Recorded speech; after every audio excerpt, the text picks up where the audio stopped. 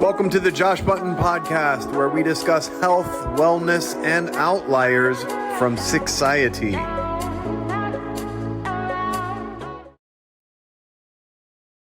What's going on, everyone? Welcome back to the Josh Button Podcast. This is episode 59, and I am just thrilled to introduce Mr. Weston Rowe.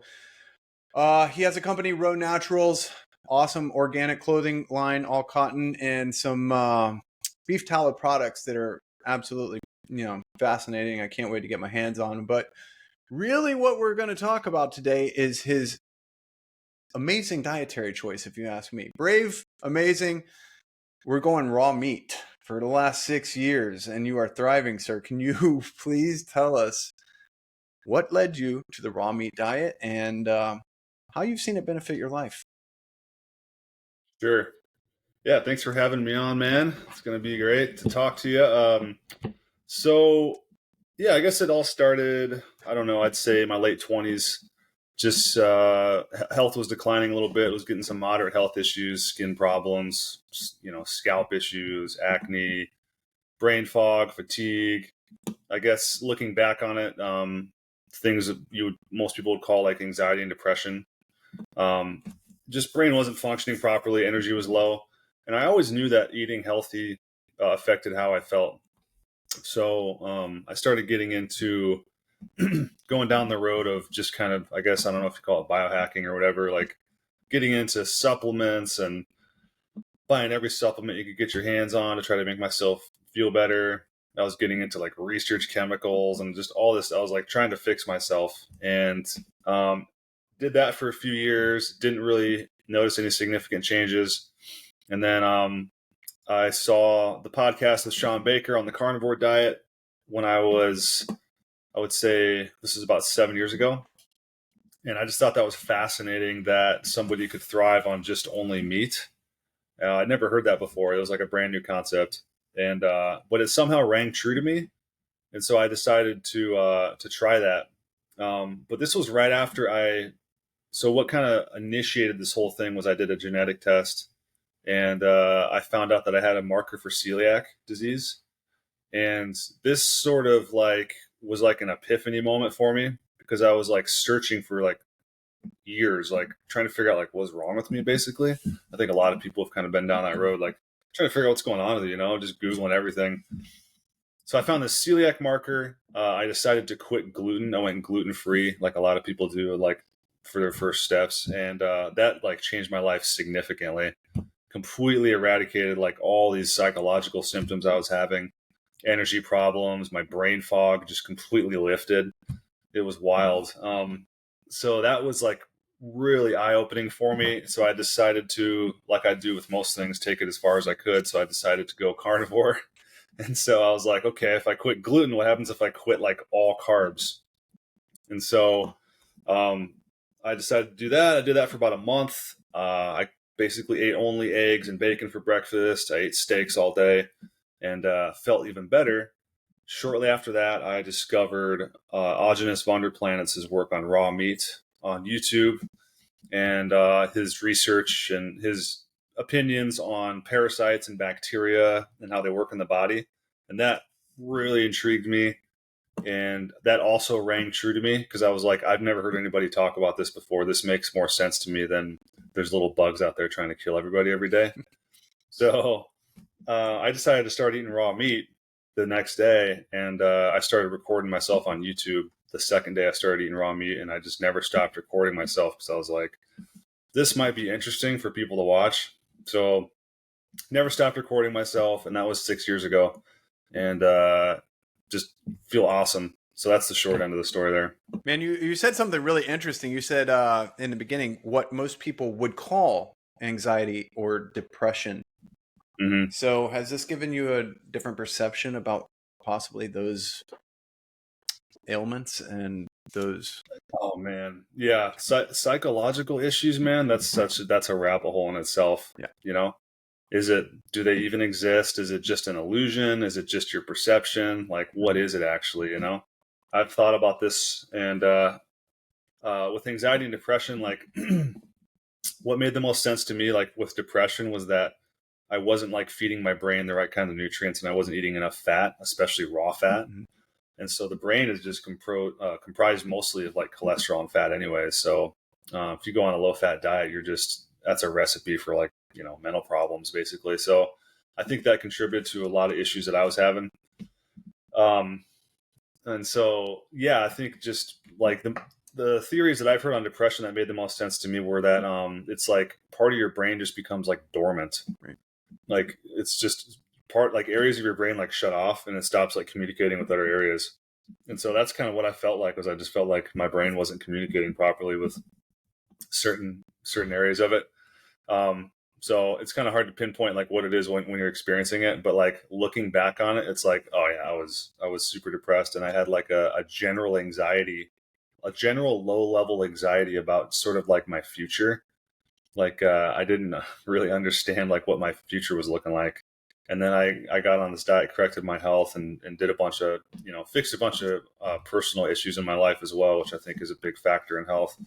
And then this low level anxiety completely lifted, and all of a sudden my future just seemed like super bright. And I was like, wow, I've never felt like that before. So that's what clued me in onto the fact that like, oh, I was experiencing what people call anxiety and depression. Man, I have a parallel feeling and a story myself. I kind of found the carnivore diet, and before I was doing plant-based not too long before that. And I actually had these feelings of impending doom and, low level anxiety, like you mentioned, but it completely vanished once I did get a lot more fat and protein into my diet. So Yeah. there is a doctor at Harvard right now, Chris Palmer, who's relating a lot of these issues to metabolism and to nutritional deficiencies. And I think finally there's eyes opening to it, and more people are getting on the bandwagon.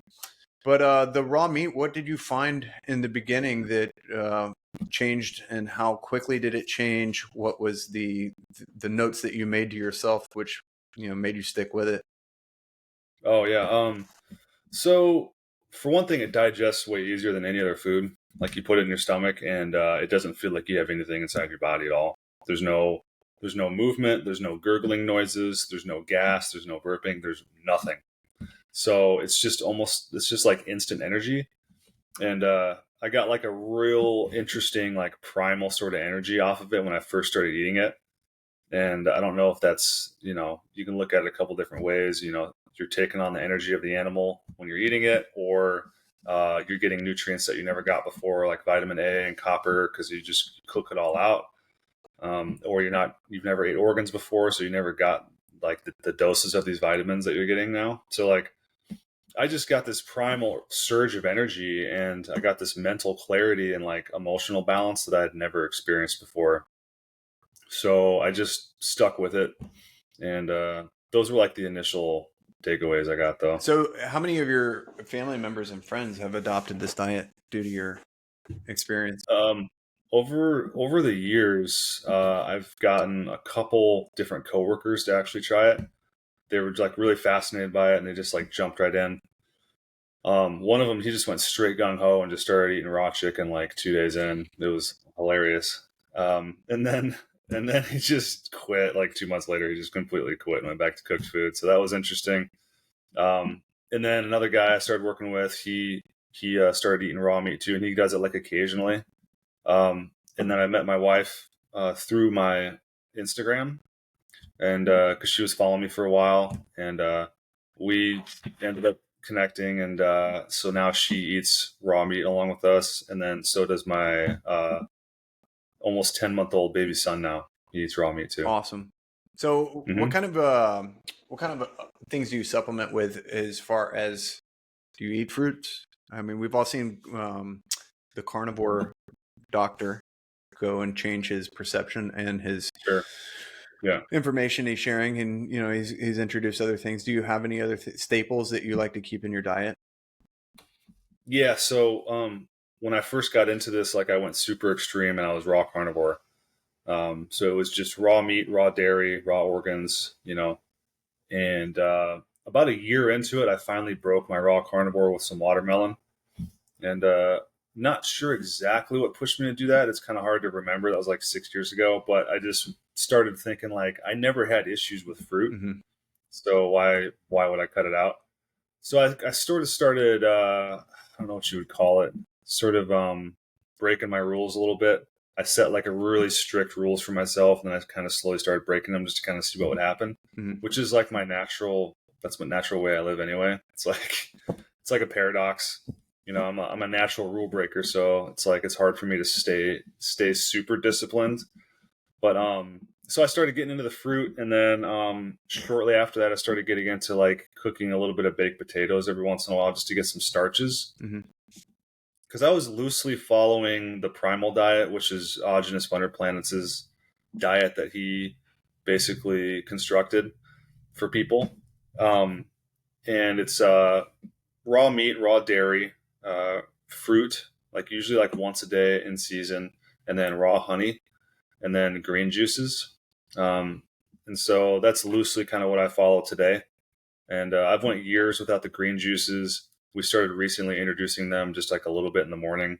So I'll do that, and then I'll do basically fruit in season, and the occasional starch, and the rest is just meat and fat.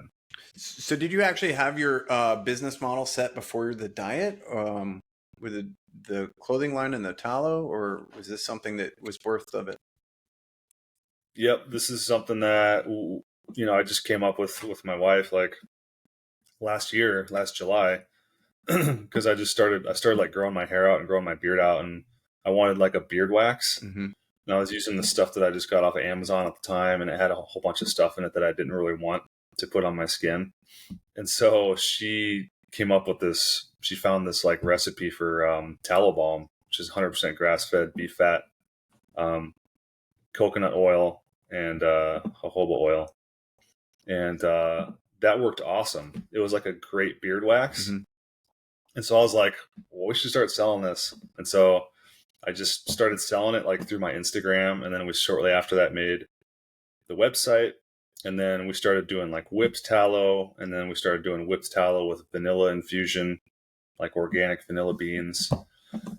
And then we found organic cotton clothes that we wanted to start selling. And we've just been slowly adding stuff ever since then. Are you specifically trying to wear cotton and cotton only? Is this based upon the reaction that we have to wearing cotton versus these synthetics? Yep. Yeah. Yep. Pretty much. Yeah. Just one of the many rabbit holes that I went down over the last 6 years, man. When you get into this crazy tangled web of toxicity and the world we live in, it can drive you crazy. But luckily, I had the time on my hands to take it just step by step and just start addressing all the issues one by one. And it was like, okay, let's start with diet. Okay, I feel like I've mastered the diet. Okay, I feel like raw meat is the end of the road. Raw dairy is the end of the road. You don't get more simple than that. So okay, let's move on. So then we started. I went down the polyester clothing rabbit hole, and that's a nightmare. Mm-hmm.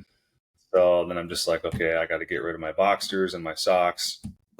Started with that, and then well, it starts with the bedding, and then you start with like your boxers and socks, get rid of that. Slowly start replacing all your clothes. Can be very expensive, but slowly started doing that, and then now I basically have, I believe, zero polyester clothing, and yeah, that's kind of what got us into the undyed, unbleached, organic cotton clothing line. Relearning everything about the world is an in-depth process for sure. Mm-hmm. The benefit your 10-month-old is going to have is absolutely mind-boggling. You're going to be able to teach him all this stuff from the get-go, save him a lot of a lot of years of turmoil and trying to figure it out on his own. Oh yeah, man, that's a whole podcast in itself, because we rebirthed him at my house. Oh wow! So yeah, so we had him completely outside of the medical establishment. He's never seen a doctor. Awesome. And he's been in his mother's arms for the last 10 months, never left her side. It's just like that's a whole different discussion there, because that's like another rabbit hole that we went down. It's wild how many people would be like, "Oh, are you kidding? You," and would almost doubt this decision. But what did they think we did for thousands of years? I know. So was it a water birth or? She had him. Well, she actually had him. He was in the bathroom, or she was in the bathroom, Mm-hmm. just right there in the bathroom. But we didn't do a water birth. We just kind of just moved around the house and whatever felt comfortable. Yeah, it's But really interesting. I've seen so many people now that have kind of gravitated towards that home birth or water birth or some natural process where they're not involving the system, and strangers, to be quite honest, who really have no incentive to have that emotional attachment and the real living experience. It's just kind of been a business model that's turned into something different, I think. oh yeah, the medical, the hospital birth thing, Mhm. that's a total nightmare, dude. Yeah. There's just a list of things that are bad about how they go about that whole process, and a lot of the alleged complications Yeah. that they say come up are caused by them, 100%. and it's caused by the environment that you're in. Hmm. You're underneath artificial lights. You're in the absolute worst position that you should be in to birth a baby, which is on your back. Yeah. That's not the position you should be in. They hit you full of drugs. They're sticking tools inside of you. It's just like it's unreal, man. Not to So mention, all that, yeah, go ahead. I was just saying, just all that just traumatizes the mother, traumatizes the baby, and it just creates a bad scenario. Yeah, then there's the added percentage of people that they're going to go ahead and recommend a C-section for because of Oh the God. finance that they're going to involve with that. Yeah. Yeah. It's a mess, man. It's a mess. And now there's this whole, like 50% of women are getting C-sections or whatever the percentage is because it's financial. They want to make more money about it, but it's also a liability because they don't want something to happen and then you can like sue them. So they're just like, well, we'll just cut everybody open, prevent the issue from the get-go. So would you consider yourself a conspiracy theorist before you found real health? Before I found real health, that's funny. All of that kind of happened all at once for me. It all happened all at once. I'm not easily brainwashed, but I have been indoctrinated into things just like anybody else. Mm-hmm. But I tend to look at things from like multiple sides. And the biggest thing about me is I'm not easily scared, and I think that's a big thing. That's a problem for people that are they're easily scared. Mm-hmm. And I also they try to, I don't know how to explain it, like they try to draw you in with like emotions and they try to draw you in with like empathy. Mm-hmm. And I wouldn't say I'm like a low empathy person, but I tend to look at things like objectively and sort of analytically without emotion. I don't know if that's a masculine trait or what, but when they try to draw you in with these emotional things, what about the baby? You know what I mean? Like the baby could die. How could you have a baby at home? The baby could die. That's just like these emotional techniques that they use. They don't really work on me, and they never have, because I'm just like thinking, like you said, like what did we do for hundreds of thousands of years? And so, yeah, I don't know. I'm not easily brainwashed. I'm not easily scared, and so I think that was sort of the recipe that. And I'm open-minded, free thinking, and so that's what got me into like just gobbling pounds of raw meat, not worrying about bacteria and parasites and viruses or any of that crap. Did you have similar experiences throughout COVID? Oh, for sure. Yeah. Like I knew about, I guess, a better understanding of viruses before COVID, thank God. Mm-hmm. So when COVID came out, I knew exactly what was going on. Cool. I had gotten the whole scoop on,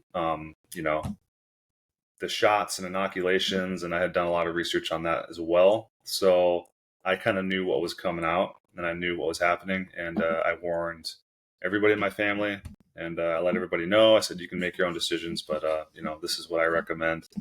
And the COVID thing was kind of hilarious to me, to be honest with you. That term that I just used, conspiracy theorist, it's such a joke of a term, but now it's almost a badge of honor because of like this process that we've all gone through recently, where you towed the line and you made some people probably uncomfortable with what you were telling them, but you did so because you actually knew and because you cared.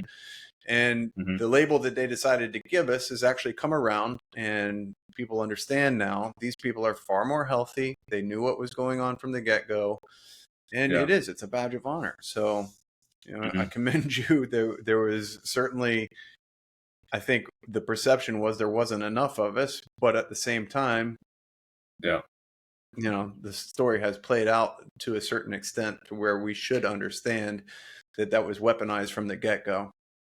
Mm-hmm. So did you have any relationship fallout from that? Did you have any negative, drawbacks from actually having this awareness going into all that?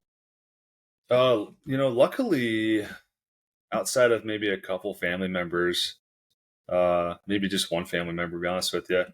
Luckily, most people I surround myself with are also like, they were on the same page. So I was blessed to have like a network of friends that we all kind of knew what was going on. They may not have studied far into like virology and stuff that I had to be able to understand that, like, okay, this is kind of like, the further you get into this, dude, like the more stupid it looks. Yeah. Most people don't look that deep into it, but most people get like the fear mongering, and most people that I surround myself don't like getting pushed around and told what to do, and that's basically what it boils down to. So yeah, really everything was okay. I have been called a conspiracy theorist by family members before, but whatever. I've always been the black sheep, so not worried about it. I think you might have just tapped on something else. We finally figured out why masculinity is toxic. It risks serious money for some of those that would like to use those, influences you just mentioned with fear and, Mm-hmm.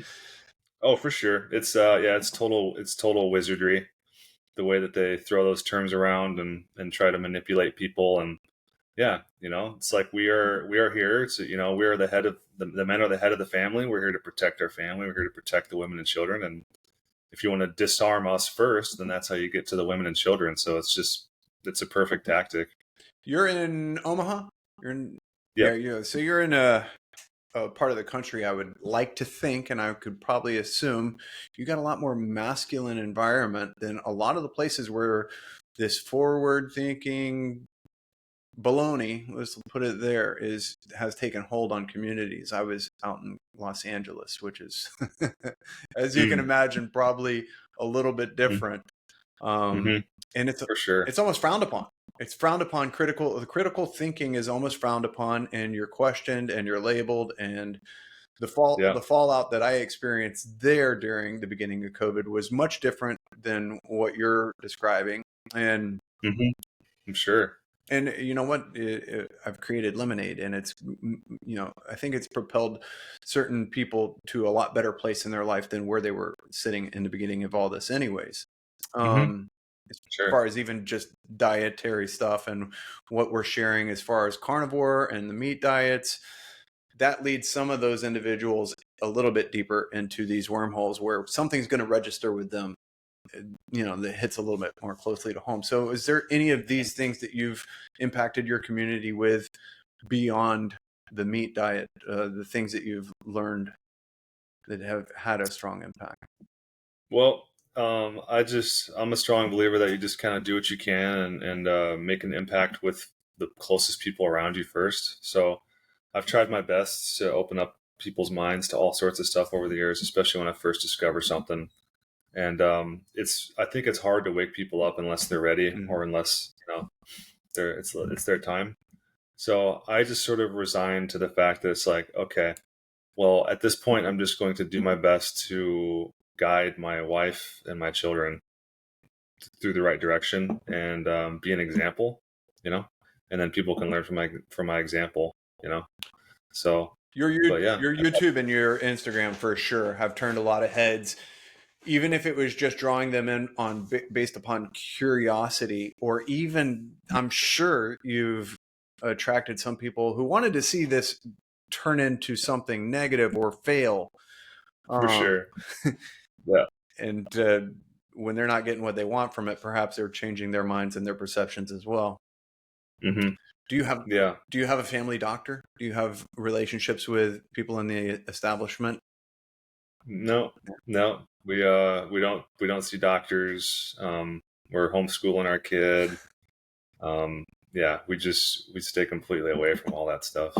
Yeah, it's interesting having a conversation with people that go and see their doctor every 6 months, have these checkups, have these exams, run their blood work, and just really obsess over this process. When I'm like, I haven't had insurance in 20 years, I haven't seen a doctor in 20 something years, and Exactly. Yeah, Oh, that's the best. Yeah. I don't have insurance either. And I just calculate like how much money I've saved over the years not having insurance. I'm like trying to explain to people, I'm like, okay, insurance for a family is like $1,000 a month or yeah, something here in Nebraska. I'm like, okay, let's just put that. What if you put that into a savings account, right? Which is what I do. And then at the end of the year, you have $12,000. And after 2 years, you have $24,000. Then you have 36. It just compounds. It's crazy, you know? And like, you're just banking on the fact that you don't have some major disaster. And it's like, yeah, my diet is my health insurance, right. you know? So You've that's just, taken your health into your own hands in a way that most people don't even think is possible or haven't quite really enveloped yet. yep. So the meat that you eat the most, do you have a preference? Does your body crave something individually? I think at this point, honestly, like I don't get cravings too often. But because I'm just like constantly eating nutrient dense food all day, but it's mostly just red meat and mostly just grass fed beef. Right. Right now we got some bison, some local grass fed bison that we're eating on. But yeah, we sustain ourselves 99% on 100% grass fed beef. So And when you do eat bison, do you supplement with some fat? I've yep, found it so lean always. yep, we eat fat with every meal. It doesn't matter what we eat. Even if it's like a ribeye, I'll sprinkle some fat in there. But yeah, we eat with every meal, I would say, I don't know, a chunk of fat about the size of like a racquetball or a tennis ball, maybe a little smaller. We eat a chunk of fat about that size with every Is meal, it about 3 meals a day. usually tallow? Yeah, it's grass fed beef fat, raw fat. So did you experiment with those percentages, and how did you come to the conclusion that that was the amount, or does your body just tell you? Yeah, so what I would do is just I started weighing all my food out at the very beginning because I was like, I got to have some sort of like basis and understanding for how much food I'm taking in case I want to adjust it, you know. So I just weigh everything by ounces, and so I'm about 2 pounds of meat a day right now. And for the fat, I think I got my wife making all my meals right now, but I think we're at about 3 to 4 ounces of fat per meal. So probably, I think 369, I don't know, maybe 9 to 11 ounces of fat per day. Wow. So whatever the percentages are there, that seems to work out best for me. I've looked into like 50-50 keto, like you're eating like tons of fat and a little bit of protein. And I don't know. I just find what's working for me now works okay. So I don't really mess with it. Are you're really active? Do you do lots of physical stuff? Yeah. Yeah. I mean, I work with my hands and on my feet literally all day. Like I do construction. So it's like, I'm constantly walking and going up and down ladders all day and walking steep inclines and carrying things. And I've been doing that for a while. What else do you have in your life that you consider part of your health regimen besides your diet?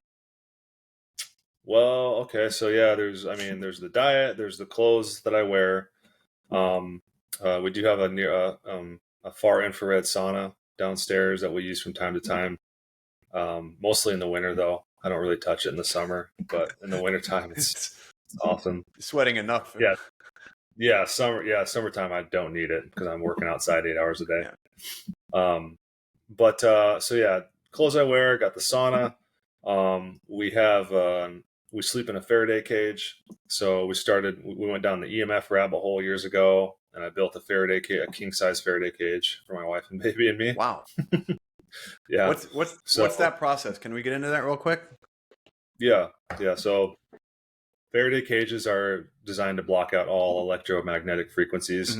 Ideally, that would be like a real Faraday cage. And aluminum screen does a really good job of doing that. So you can build one for pretty cheap with just aluminum window screen. And I basically just framed out a king size cage. And the one we have now is only about 3 to 4 feet off the ground because we also floor sleep. So that's another thing that we do for health is I've been sleeping on the floor for 6 years. So I don't sleep on a mattress. No mattress. And I also No mattress at all. no mattress. I just use like a thin camping mat. about that big. And I also sleep inclined.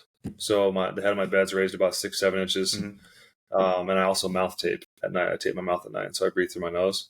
You are a full on biohacker, brother. Yeah, I'm pretty much there. And I know that probably, now that I'm saying that, it probably sounds weird to a lot of people, but no, not at all.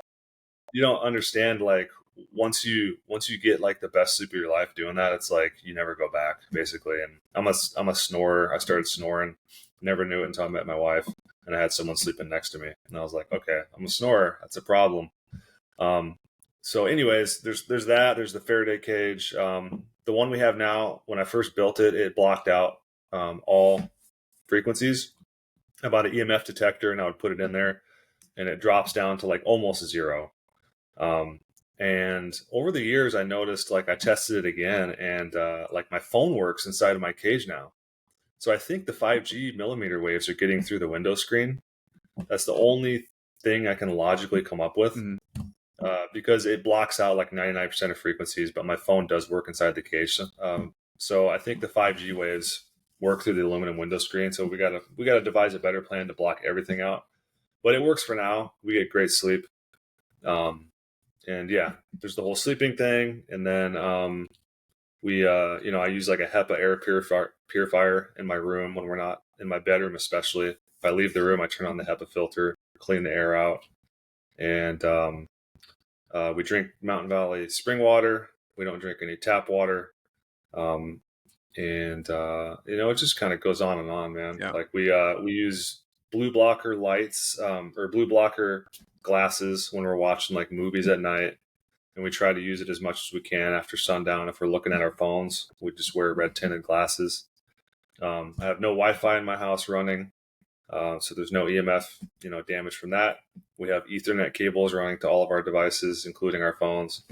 So yeah, it goes on and on, man. You are definitely a biohacker. Have you considered teaching all of this? Teaching it? Yeah. Yeah, over the years, man, that's kind of what I guess I've done, is just I slowly just make videos. And when I discover something new, I'll make a video on it. Through my live streams, I'll talk about it. I wish I had more time to be more active on YouTube, because I have just all sorts of video ideas. Right. It's just having the time to do it. I'm working like 50 hours a week with my normal job, and then I'm also running a business from our house. And then on top of that, with a baby and a family, it's just like, it's been nuts, dude. So it's been hard for me to make all the content that I want to make. So that's why we're just making, like, we're trying to do as best we can with our home business right now, to where I can possibly quit my day job, and then I can start just doing like social media full time, and then selling our products. It's so much information. It really, you have to take a step back and look at it and be like, all right, what should I attack first? How do I attack this? And yeah, I can't imagine that if you're trying to share all of it via the internet, that you're going to be able to accomplish this in overnight, or even in a year or 2 years. It's an ongoing process for sure. Mm-hmm. Yeah, it's tough. It's tough because I'm not like I don't know what you'd call it. Like, I'm not the type of guy that can get on camera and talk for like 3 hours. Yeah. Like, you get me on camera for like an hour, and I'm usually pretty gassed after that. Yeah. And so it's just tough. It's tough for me to, like, I can't just, it's hard for me to, like, sometimes hit my flow state, on camera. Mm-hmm. So I have to really prepare. Like, my best videos that I made were all prepared, and I wrote everything down. I typed it out first, and then I narrated my videos, and so that's how my best content comes out. I could get a lot more information out there if I was the type of person that could just spew it out in a stream of consciousness, but that's just not how I work. So that's the struggle, is getting all the information out. I started to think that the attention span of most viewers is much less than what we would expect it to be if they're tuning into long form content anyways. And then I had Ryan Alexander on, and he was like, oh, look, man, there's truck drivers, there's people that are just almost forced to be stationary doing whatever they're doing, and they're taking this information in. So as I think these podcasts and these like your channel and people are putting effort forward, that if people can pay more attention to it, then it's going to be more rewarding at some point in time, so that it will incentivize you to actually put in the kind of time that you're talking about to write and narrate and to focus all that attention on getting even one of these subjects covered. It's such an investment. Most people don't understand like the kind of work that goes into it. Yeah, it's a lot. It's a lot, man. And I've been really surprised that, it's like I put out a YouTube video like just maybe like a couple times a month at this point. I'm more active on Instagram because it's so much easier to produce stuff on there. But I'll put like a couple videos out a month, interviews and things like that. But people are going back, and my subscriber count is still going up, and people are going back and they're watching my videos from 2, 3, 4, 5 years ago, and they're still commenting on them, and they're still like emailing me about them and stuff. So it's like, just, you're right, man. It's like, just throw it out there, and it may not get a million views in a week, but over time, people will watch it. Have you gone back and looked at your stuff in the beginning? Yeah. I've looked at like my first couple videos for sure. And what do you gain like seeing where you started and where you're at now? Man, I see a guy that I hardly recognize, but I remember that guy. I remember who that guy was, and I see sort of like the pain and like the struggle that I was going through. Just it's interesting, man. But it just confirms that I just made the right decision. 100%. So was it accountability kind of one of the driving forces for doing the filming of the food so that you stuck with it? Or was it just something you wanted to see the results after a little while as well, and then you realized how good it was and stuck with it? Yeah, it might have been an accountability. That might have been like a subconscious drive for it. But yeah, I guess ultimately I just wanted to see like how it all turned out. And I felt like I saw an opportunity that if I was going to ever do that, I knew it was a weird thing that I was doing. I knew it was really weird. And I knew that if this did work out, then it would be great to video it. And it would be even better if I videoed it from the very beginning. So people could see like, who was the guy that started this from day one? What did I look like? What did I act like? And then if there was a massive transformation, it would be much more radical to view if you saw it from day one all the way until now. So that's just, I guess I just kind of had like a vision or whatever of just kind of like the channel. And I was like, I'm going to start this right now. It's answering a call that you might have not understood all the way, but had enough, forevision to go ahead and do. Yep, basically. Awesome. Yeah. So what other changes have you noticed that just the diet itself really produced for you besides obviously energy, digestion? Did you see your skin change? Oh yeah, for sure. Skin completely changed. Acne went completely away. All my scalp issues went completely away. I feel like, in a way, I feel like my bone structure sort of changed slightly. I don't know if that's my bone structure or if I got more fat on my body. My eyes look completely different. My eyes even changed color, so they're changing more back to blue. They were blue when I was a kid, and then they turned green, and now they're turning back to blue.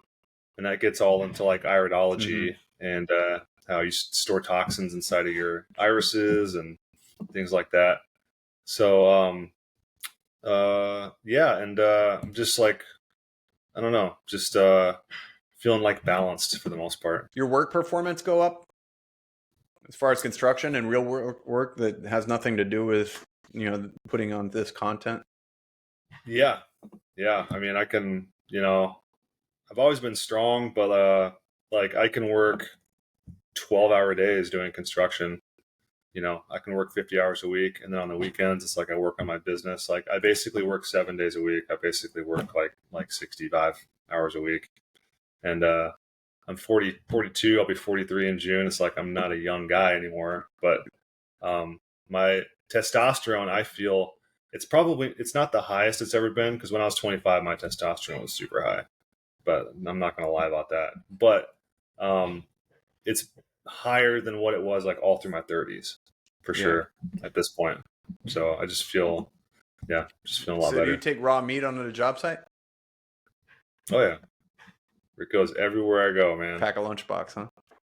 Mm-hmm. Yep. Pack a little jar and snack on it in my truck.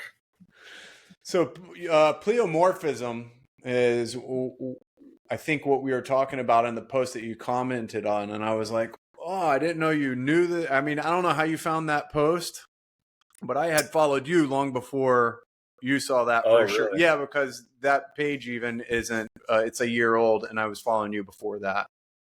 Oh, okay. Oh, interesting, man. Yeah, Yeah. So that's interesting. That's interesting. I think someone sent me that. So someone DM'd me that clip, and I just thought it was who was that guy on the clip? Jacob Diaz, the Jacob Diaz. undercover virologist. Okay. Oh, okay. Yeah, I think I might be following Yeah, him.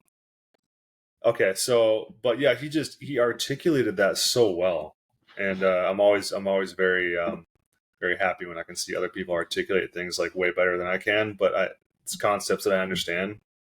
I just thought he just said that so well, and so I had to comment on it, man. yeah, individuals are blown away by the possibility that we are perceiving parasites or anything else, the bugs. I know for me personally, I don't believe in viruses at all at this point, or in the same way that we've been taught.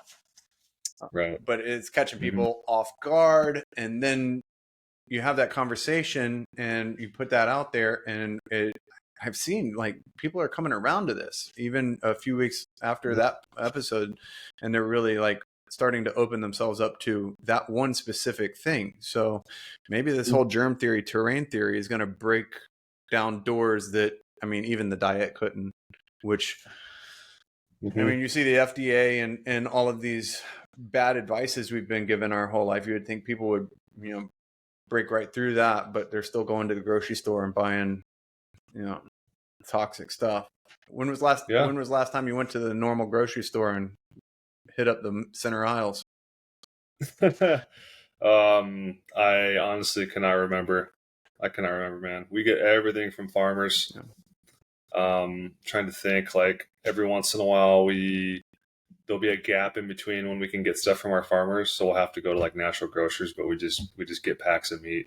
We just get packs of grass-fed beef. So do you eat ice cream when you do your raw milk, or? Yep. Yeah, we make homemade ice cream. Yeah, it's unbelievable. It's the best ice cream I've ever had in my life. Yeah. We've had ice cream at other places before, Mhm. on the diet, because we experiment around a little bit sometimes with cooked food and just and trying out different things, and it's just not the same, man. Like you'll go to like a ice cream place, and everybody's like, "You gotta try this ice cream." Like it's not even as close to as good as what you can make at home with raw ingredients, man. Absolutely.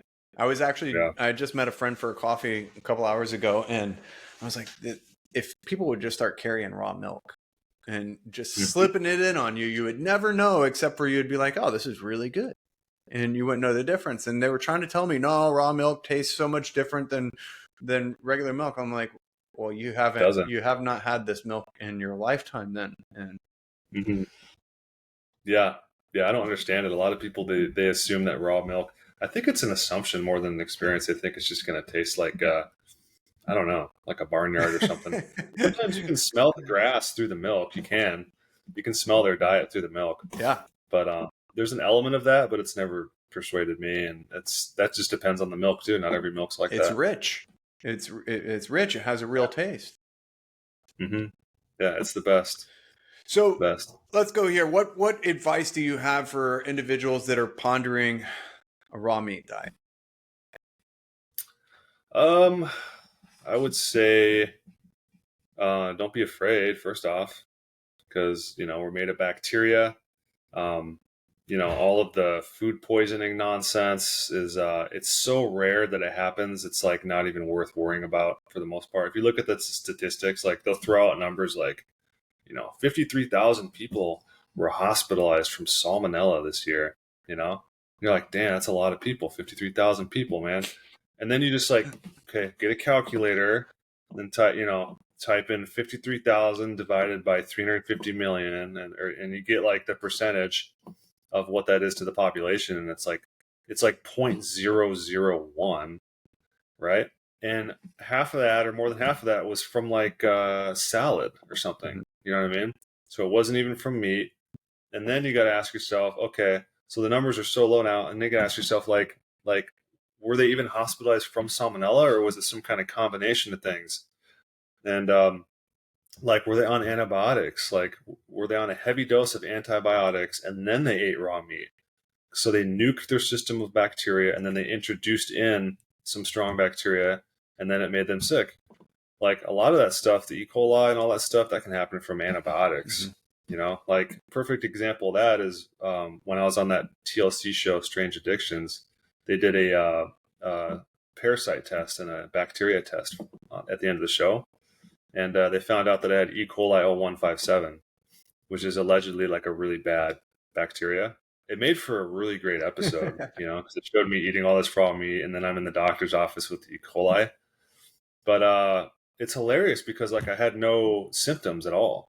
I had absolutely no symptoms, and I'm in the healthiest shape I've ever been in my life.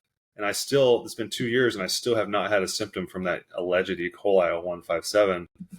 And he tells me right there, the doctor tells me right there, he goes, "This is mainly an issue if you're on antibiotics." Mm. And I was like, that's interesting. So it's basically only an issue if you're taking antibiotics. So isn't antibiotics the problem then? Maybe this is like a natural cohabitating bacteria. And when you take the antibiotics, that's what actually creates the bloody stools and all the stuff that is associated with a bacteria. So I asked him a whole bunch of questions right there, and they obviously cut out like 99% of them for the show. And they just made me look like an idiot at the end. But they didn't really make me look like an idiot, but you know, they tried to make it look like the doctor knew more than I did. Let's put it that way. But yeah, just don't be scared. And you know, if you want to improve your health and you want to like maximize your nutrient intake, like raw meat is 100% the way to do it. If you want to perfect your diet, if you have any sort of health problems that you're dealing with and you're trying to address with diet and no other diet seems to work, or you're eating all these foods and they're impossible to digest, you have stomach pains, blah, blah, blah. Raw meat is like the end of the road for a lot of people, and it works for people like that are having those issues. It does work. It's like the most easily digestible food, and it's basically the last step for most people. Yeah, the carnivore diet changed my life in so many like positive ways that I probably sounded pretty evangelistic after that experience. Oh, yeah. We all do. We all do it. Yeah, it changed my Instagram to stop killing the plants when I realized what veganism was doing to me and plant-based stuff. And yeah, we want to proclaim to the world. We want to proselytize to the world what we just found. It's pretty funny. We all do it. You know, it's kind of funny how inexpensive ours are, though. If you think about it, you know, you're leading somebody to a fountain of youth and to a very low, you know, investment for a lot of real gains. So, well, sometimes the answer is it's so obvious and so simple that people overlook it. Right. They're like, "What do you mean? You don't take any supplements or anything, and you just eat raw meat?" Like, yeah, so easy a caveman could do it. It's a good one. Yeah, that's fine. I don't know why that Geico commercial popped up, but that's a good one. I've never heard someone say that, but that's a good one, dude. Oh, man. Brother, it's been a pleasure. What is your YouTube? And your YouTube and your Instagram and Rowe Naturals I'll have in the show notes, but where do you want people to go first and foremost so that they can hear your story and more about it and get your advice direct? Sure. Yeah, I got a bunch of old live streams on YouTube. Mm-hmm. It's The Natural Human Diet is my channel. And then I'm most active right now on Instagram, which is The Real Natural Human Diet, all one word. And yeah, I'm just kind of bouncing back and forth, and I'm uploading, you know, I'm also interviewing people as well in there. So I got some pretty good interviews up there at the moment. So awesome.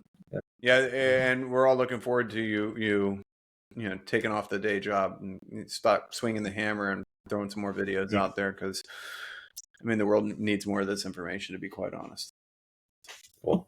Awesome. Let's put the doctors not out of business, but at least back to what they're good at, as opposed to giving advice on everything that we know that they have upside down. Yep, totally agree. All right, Mr. Rowe, Weston, I appreciate you being here. Thank you very much for your Sure. time. And yeah, man, keep it up.